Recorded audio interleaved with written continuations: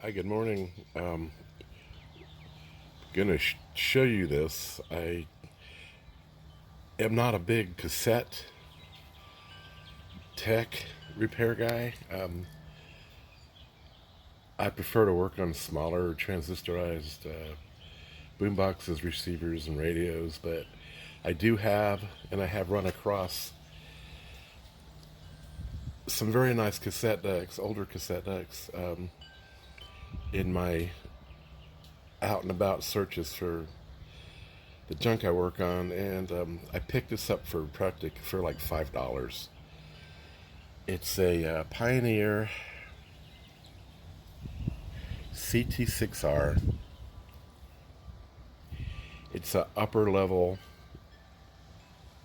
cassette deck that was made in Japan. It's a single bay.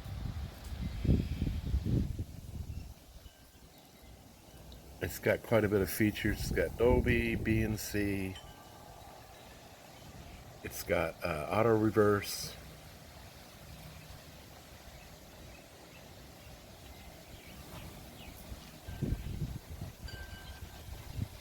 There's the BNC. It's got chrome or metal tape selector, Dolby noise reduction. It's just a nice cassette player. I'm gonna power it on real fast and see. I'm pretty sure the belts are probably liquefied, but I thought you might be interested in seeing this. I'll probably try to take the top off so you can look inside of it. Alright, well here's the back of it.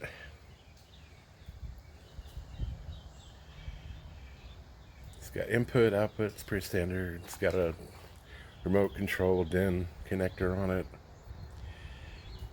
Made in Japan. There's the EP signal symbol. If you don't know what this EP symbol, can't say that word this morning, is, it means it was bought tax-free out of the country. And the whole reason for these EP designations, these were primarily bought in PXs for soldiers that were traveling to or from an Asian location, and they could purchase these without paying any tax on them and bring them back into the country here. But the real reason for the EP designation was it was designed to prevent people that lived in Asia to black market these and sell them without having had paid the tax on them. I did not know that, but I did some research on it. Most of the older cameras I used to work on from Japan had EP signal or EP symbols on it.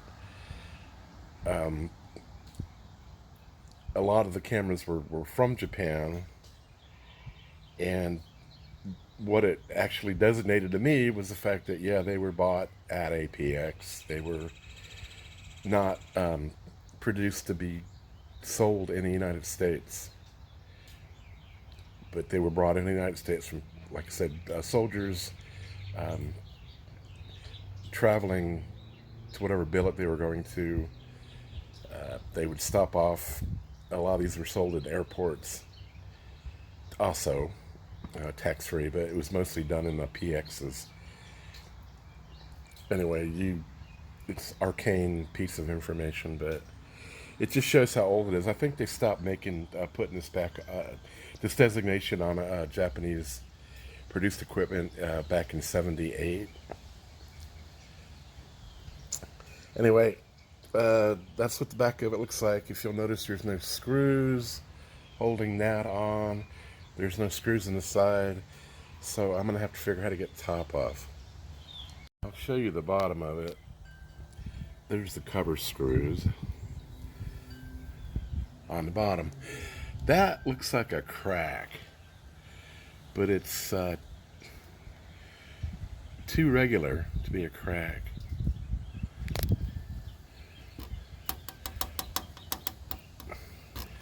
That's metal, so actually most of this, except for the faceplate, this whole thing is metal. This cassette deck is very heavy. It weighs about 10 pounds. I'm used to those black plastic cassette plates you pick up and they weigh about 3 pounds at most. Curious to see what's inside of it. It's got all the feet on it.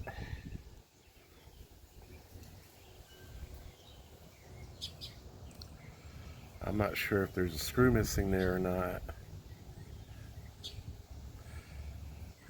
I don't think so. I don't think that's a missing screw. I'll have to look at that when I get the cover off of it. But okay, I've got the cover. I've got it plugged in. I've inserted a tape, although I don't think it's going to play. Alan Jackson, Don't Rock the Jukebox. I'm pretty sure nothing's going to come out of this, so I'm not worried about copyright strike. I'm going to go ahead and power it on. The power light, it does get a light on it. It does have the level indicators. I'm going to try to do a rewind. And nothing.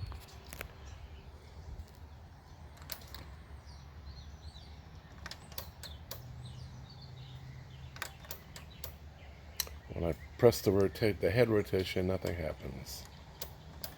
Play button, nothing happens. It's making a clicking noise. Hear it?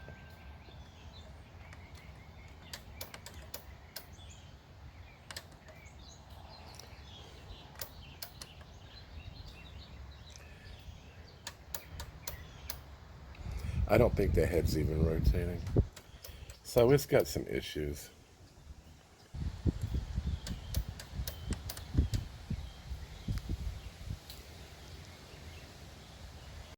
Alright, I got the back off of it. It had 4 screws holding the cover on the back, underneath. They were not rusted.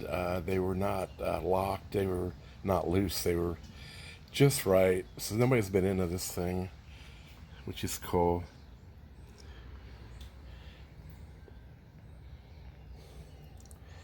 There's the rotating head assembly, the capstan, pinch rollers. This has got quite a bit of stuff in it. How many times have you opened a modern cassette deck and there's like nothing in it except for one small board that takes up about 1/3 of the inside? So it's got a very, very substantial transformer in, as you can see. That's probably contributing to most of the weight. If anybody knows what that means, I don't. I don't see any belts on this. This may be a direct drive. Correct me if I'm wrong. Like I said, I'm not a cassette guy. I know that those look like direct drive rotors in there. I don't know. I'll take this part more, but I just wanted to show you how pretty this is.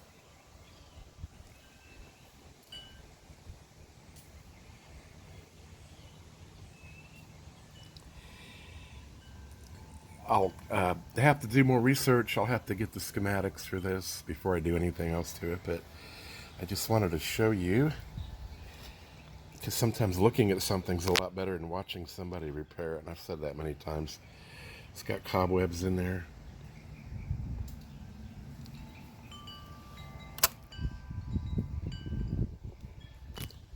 I'm going to power it up again.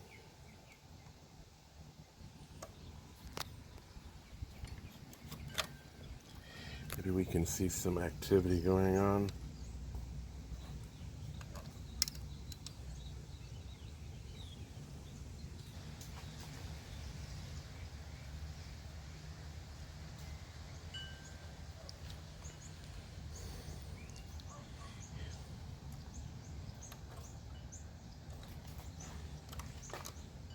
Hit the play button. Absolutely no activity whatsoever.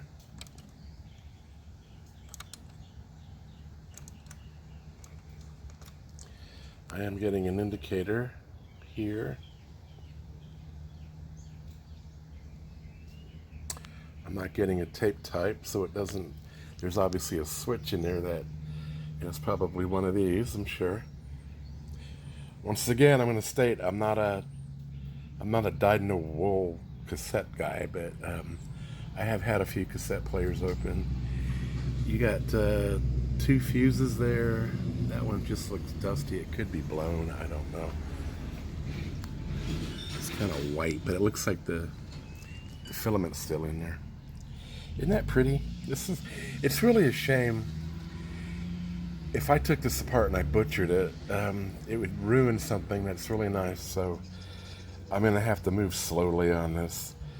But the end result of this, for me, is if I spent 35 hours on this, taking it apart and getting it working again, yes, I would use it, but I'm just worried about making a botch of it. Just, that's the way I go. Tend to work on stuff that I'm familiar with, so... But that being said, just wanted to show you. I hope you guys are all doing. Obviously not getting... if you like to subscribe, I would appreciate it. I've got a lot more stuff that I'm more knowledgeable about. I've got a vintage early 50s PA meeting hall amplifier with a turntable on it that's just beautiful. I'm going to show you. And I've got some older tube stuff that I'm going to show you, so kind of more, I'm better off at that stuff. That's more of my comfort thing, but, all right, well, enjoy this. The thrift store that I got this from, they don't like electronics. They're more into women's clothing and tchotchkes and cookware.